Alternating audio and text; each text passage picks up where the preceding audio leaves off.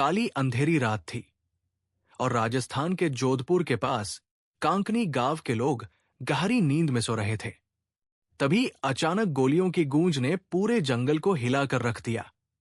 यह आवाज सिर्फ एक शिकार की नहीं थी, बल्कि ये आवाज थी एक ऐसी दुश्मनी की शुरुआत की जिसने बॉलीवुड के सबसे मशहूर सुपरस्टार और भारत के एक खूंखार गैंगस्टर को आमने सामने ला दिया।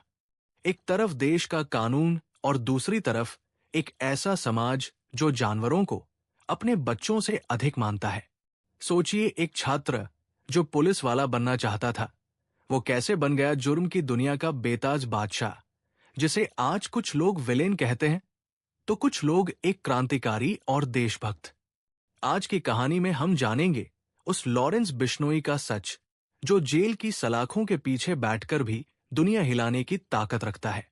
कहानी की शुरुआत होती है साल 1998 से, जब राजस्थान की रेतीली जमीन पर बॉलीवुड की ब्लॉकबस्टर फिल्म हम साथ साथ हैं की शूटिंग चल रही थी। उस वक्त सलमान खान सिर्फ एक फिल्म स्टार नहीं थे, बल्कि लाखों दिलों पर राज करते थे। अक्टूबर की वो रात थी जब शूटिंग से वक्त निकालकर सलमान खान और उनके साथी कलाकार शिकार के लिए निकलते हैं। उन्हें शायद अंदाजा भी नहीं था कि ये जिस काले हिरण का शिकार करने जा रहे हैं वो उनके गले की हड्डी बन जाएगा। बिश्नोई समाज के लिए काला हिरण सिर्फ एक जानवर नहीं है, बल्कि वो उसे अपने गुरु जंभेश्वर भगवान का अवतार मानते हैं और उनकी रक्षा के लिए अपनी जान तक दे सकते हैं। जब गोलियों की आवाज सुनकर गांव वाले भागे तो उन्होंने देखा कि एक जिप्सी वहां से भाग रही थी और जमीन पर 2 काले हिरण मृत अवस्था में थे।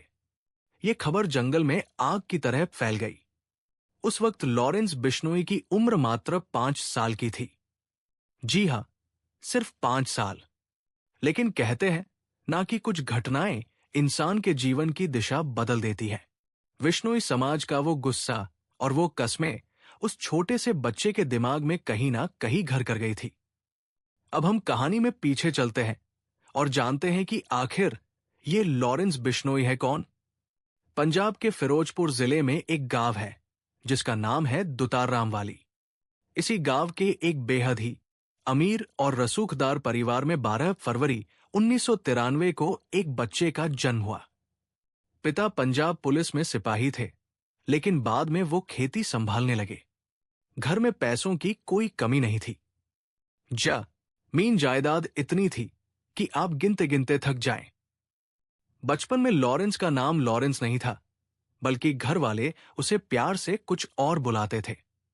लेकिन क्रिश्चियन स्कूल में अध्ययन करने की वजह से और गोरा रंग होने के कारण उसका नाम लॉरेंस रखा गया। बचपन से ही उसे शान और शौकत से रहने का शौक था। वो शिक्षा में भी ठीक था और खेलों में तो उसका जवाब नहीं था।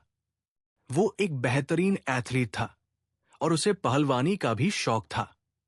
घर वाले सोचते थे कि हमारा बेटा पुलिस अफसर बनेगा या कोई उच्च अधिकारी बनकर परिवार का नाम रोशन करेगा। किसे पता था कि ये युवक पुलिस की वर्दी तो नहीं पहनेगा, लेकिन पुलिस की नाक में दम जरूर कर देगा। लॉरेंस अपनी शुरुआती शिक्षा अबोहर से पूरी करने के बाद आगे की शिक्षा के लिए चंडीगढ़ आ गया। चंडीगढ़, जो कि पंजाब की राजधानी है और यहाँ की पंजाब यूनिवर्सिटी उत्तर भारत की राजनीति की हब मानी जाती है। यहाँ आने तक लॉरेंस बिल्कुल सीधा साधा युवक था। उसे बाइकों का शौक था, उसे महंगी वाहनों का शौक था। कहते हैं कि कॉलेज के दिनों में वो लाखों रुपए की बाइक लेकर घूमता था और हजारों रुपए दोस्तों पर खर्च कर देता था। वो यारों का यार था। अगर किसी दोस्त को कोई तकलीफ होती थी तो लॉरेंस सबसे पहले आगे आता था। यही वो वक्त था जब उसके जीवन में छात्र राजनीति यानी स्टूडेंट पॉलिटिक्स की एंट्री हुई। कॉलेज में चुनाव का माहौल था और जोश और जवानी अपने चरम पर थी। यहीं से वह रास्ता शुरू होता है जो उसे अंधेरे कुएं की तरफ ले जाने वाला था। चंडीगढ़ की हवा में ही कुछ अलग बात है। यहाँ की पंजाब यूनिवर्सिटी में छात्र संगठन यानी स्टूडेंट यूनियन का दबदबा वैसा ही है जैसा देश की संसद में राजनीतिक पार्टियों का होता है। लॉरेंस बिश्नोई ने डीएवी कॉलेज में एडमिशन लिया और वहां उसने सोप यानी student organisation of Punjab university join कर ली। शुरू में तो सब कुछ ठीक चल रहा था। पोस्टर लगाना, रैलियां निकालना और छात्रों की मदद करना। लेकिन धीरे धीरे वर्चस्व का संघर्ष शुरू हो गया। ये वो दौर था जब लॉरेंस की मुलाकात एक ऐसे शख्स से हुई जो आगे चलकर उसका राइट हैंड बनने वाला था, और उसका नाम था गोल्डी बरार। जी हां, वही गोल्डी बरार जो आज कनाडा में बैठा है। इन दोनों की दोस्ती कॉलेज कैंटीन और चुनाव प्रचार के दौरान हुई।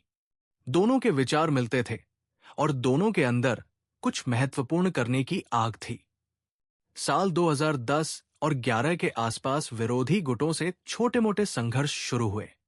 पहले तो बात सिर्फ गाली गलौज और धक्का मुक्की तक सीमित थी, लेकिन फिर बात इज्जत पर आ गई। कहते हैं कि जवानी में जब खून गर्म होता है तो इंसान परिणाम की परवाह नहीं करता। लॉरेंस छात्र संघ का अध्यक्ष बनना चाहता था, लेकिन विरोधी गुट ने उसे चुनाव हारने पर मजबूर कर दिया, या यूं कहें कि राजनीति के दाव पेंच में वो उलझ गया। बस यही वो पल था जब एक स्टूडेंट के हाथ में कलम की जगह हथियार आ गया। पहली बार जब लॉरेंस के खिलाफ एफआईआर दर्ज हुई तो वो महज एक मामूली विवाद की थी। उसने विरोधी गुट की वाहनों में आग लगा दी थी। पुलिस ने उसे गिरफ्तार किया, लेकिन वो जल्द ही जमानत पर बाहर आ गया। जेल की हवा ने उसे सुधारा नहीं, बल्कि और भी ज्यादा निडर बना दिया। उसे लगने लगा कि सिस्टम से लड़ने के लिए पावर चाहिए, और वह पावर उसे बंदूक की नली में नजर आई। धीरे धीरे उसके नाम के आगे कई और केस संलग्न होते गए। मारपीट, हत्या का प्रयास और जबरन वसूली। अब लॉरेंस सिर्फ एक छात्र नेता नहीं रह गया था, बल्कि वो एक उभरता आगस्टर बन चुका था।